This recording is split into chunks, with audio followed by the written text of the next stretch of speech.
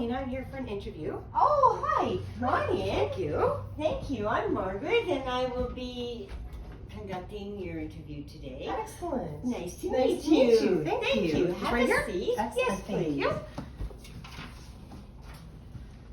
Thank you very much. You're very welcome. Thank you for coming today. Welcome. So, to start, will you tell me about yourself? Sure. So I am a recent graduate of Bow Valley College. I did the hospital and unit clerk program there. I graduated in April of this year, actually. Prior to that, I worked in admin for 12 years. 5 of that was in a role of health and safety and HR, and I did that solely on my own. And that was for a company that had over 200 employees. Wow. Yeah, it was a lot. Yeah. So I was responsible for all of the job aspects between those 2 roles. That included creating and implementing reports, doing scheduling, doing payroll, creating policies, doing safety audits, doing orientation for the employees when they first came on board, as well as doing all of the health and safety and HR training that carried on from there. I also coordinated with governmental regulatory agencies as part of my duties over there. I'm known as being a very detail-orientated, organized team player, but I can also work independently as well as the need requires. I don't miss deadlines. I am a great communicator. I was doing that, but I'm a great communicator. I can juggle multiple tasks at the same time. So I'm very adaptable to any kind of changing needs. I even had my manager would often remark about how impressed he was with my professionalism and my enthusiasm for the job. So I feel both those previous experiences, both the Bow Valley experience, gaining knowledge, as well as my previous experience of being in admin, would make me an ideal candidate for Care West. So I would like to take the next step in my career, and I feel like doing that with a company such as yours would be ideal, as you focus on the wellness of the employees and the clients, and that's something I'm very inspired by. Very good. Wow, you must be organized to take care of 200 plus people. Yeah. I mean, we didn't, Wow. when I left, we had about 150, but it would fluctuate between 150 and 250. Oh. Good. It was a lot. Yeah. But it was manageable. It was all good. Excellent. Mm-hmm. Excellent. What do you know about Care West? I know that you are one of the biggest companies in Canada that provide healthcare. That's a healthcare provider that you specialize in complex continuing care. You have a lot of community programs for seniors, and you also specialize in recovery services. So I know that about you. I'm also very impressed by your innovative practices that allow your employees to grow and excel, and that's very interesting and inspiring to me, that aspect. And I noticed that, I also read that you were recently named as one of Alberta's top employers due to your focus on teamwork and the work-life balance, and how you promote those ideals. Nice. Good. Very good. Can you describe a situation in which you knew you were right about something but had to follow instructions from your boss? Yes, I can. I've had a couple of those scenarios, but one that kind of jumps to mind is I had one time where a lot of the place I worked at before, there was an office and there was a shop attached, and in the shop there was also the yard, so we'd have people working in the office, in the shop, and in the yard. And in the yard there was a large piece of equipment, of machinery, that did not have its own light system, so it would use the light from the building. That would be the one that would shine on that machine and make sure that it was safe to be used. So unfortunately that light bulb had burnt out.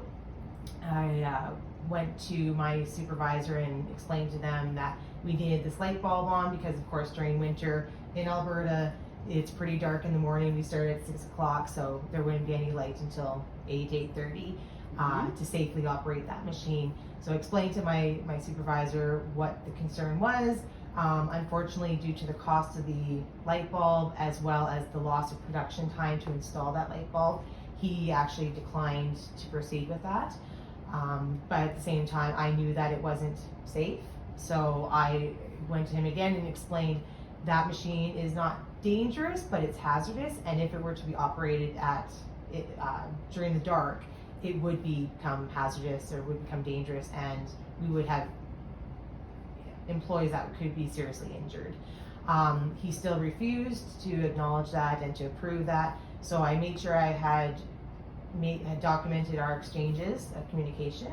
So that was on record as well. And they also went to the department heads of that area and asked them if there was any way that we could have those employees work in a different area for the first couple hours of the day while it was while it was dark. And then when it became daylight, then they could shift over to the machinery and actually work when it was sufficient daylight outside to operate it safely. So production didn't actually end up suffering in the end, because these employees, there were other duties that they could do in the morning. They didn't need to be on that machine first thing. So they were able to go into a different area, and then when it was safe to do so. So in the end, we didn't have to replace the light bulb, but we still were able to keep up production and in a safe way. So we kind of checked all the boxes appropriately. Excellent. Yeah. So far in your career, have you worked under close or loose supervision? And which do you prefer? If you prefer, which? Right. Good question. I have actually worked under both of those, both in a perceived and physical way. What I mean by that is that my office that in my previous job was actually located in the shop. So we had the main office in one area, and then we had the shop in the back. And to start with, I implemented that that my office was going to be in the back. And the reason for that is it's quite intimidating for a shop employee to come up into the office. They kind of almost in a sense feel like they don't belong. So it was a lot easier for them to access me and for me to access them. They could very quietly and confidentially come up and see me in my office. But because it wasn't within the main hub of the main office, that a lot of times it was very rare for my manager to actually come to my office. And even to that regard, he would very rarely phone or email me. And that was fine because he trusted that I had the skill set to get the tasks done. So if I had a question, I could go up and ask him, and of course he could come and ask me. But generally it was very loose supervision because he trusted that I was able to complete the task. So I was able to just do it kind of on my own. As for what I prefer, I don't really have a preference for either. I like to have maybe at the beginning have a little bit more strict supervision, just in the sense of so that I know what the requirements are, what the expectations are, and what the outline of my tasks are to do. Once I have an idea of what I'm required to do, I can easily go on to more of a loose supervision kind of idea and just continue on with those tasks. So the actual undertaking of the task, I'm okay with either, but I can certainly respond to loose supervision and still get the task done.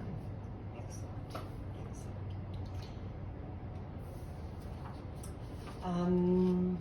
Describe a time when you had to manage numerous responsibilities, and how did you handle that? Good question again. So with my previous job, because I was the only one doing the health and safety role and the only one doing the HR role, I was doing that at the same time for around 200 employees.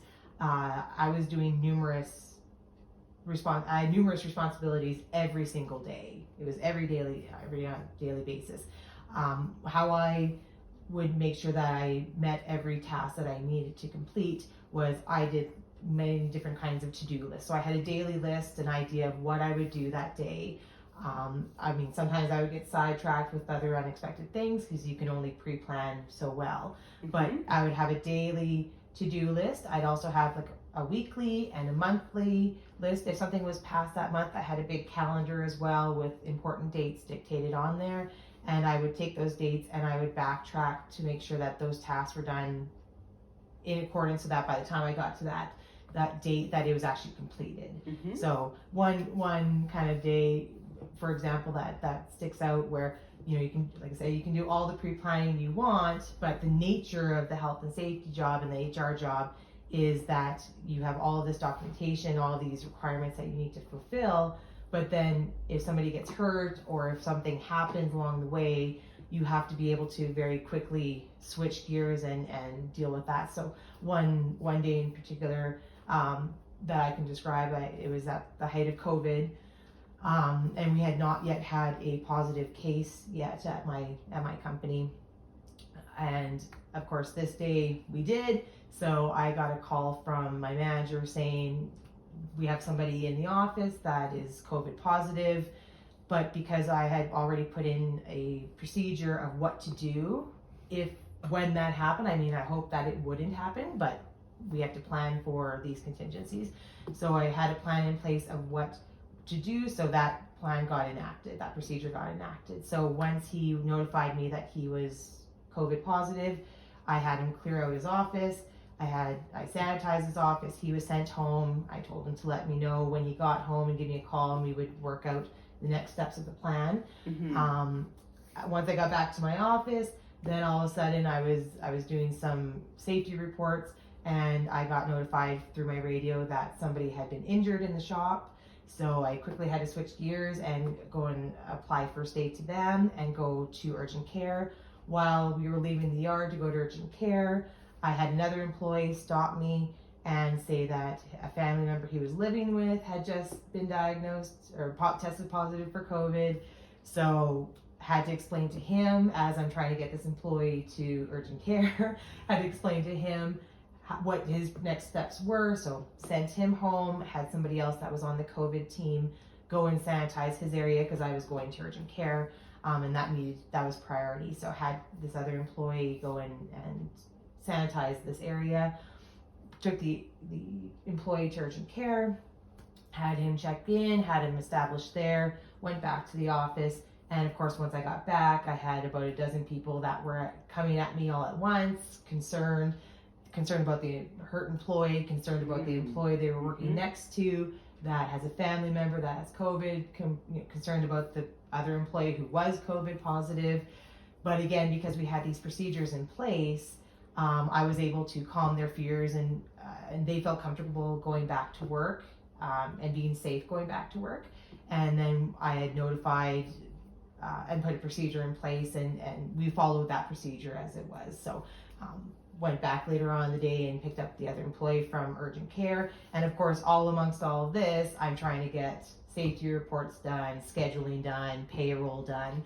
So by the end of the day, I honestly didn't get everything completed, but the priorities of what needed to be done were done. Payroll was completed, the employees were looked after. So at the end of the day, the two employees with dealing with COVID, they were fine. They did get sick, but they ended up being okay, and they followed the procedure that we had. And the employee that was injured was able to come back to work and resume work. So it all worked out. I found that if you have a plan in place, as much as you might get diverted, it's always, you can only pre-plan so much, but you need to make sure you have a plan in place so that you have some set of rules that you can revert back to. Mm-hmm. You can adapt within that, but you need to have a certain set of rules to follow. Excellent. Mm-hmm. Excellent. All right. Well, I've come to the end of my questions, Angelina. Okay. So, with that in mind, I would bid you adieu, and thank you very much for coming in. You're welcome. It was a pleasure meeting you. It was a pleasure being here. Thank you so much for the interview. I really appreciate the opportunity. You're very welcome. Very Have fun. a good rest of your day. You too. Thank you so much. You're welcome. All right. Thank you so And much. We'll be talking to you. Excellent. Okay. Thank you. Have a wonderful Thank day. you. Thank you. Goodbye. Bye-bye now. Bye.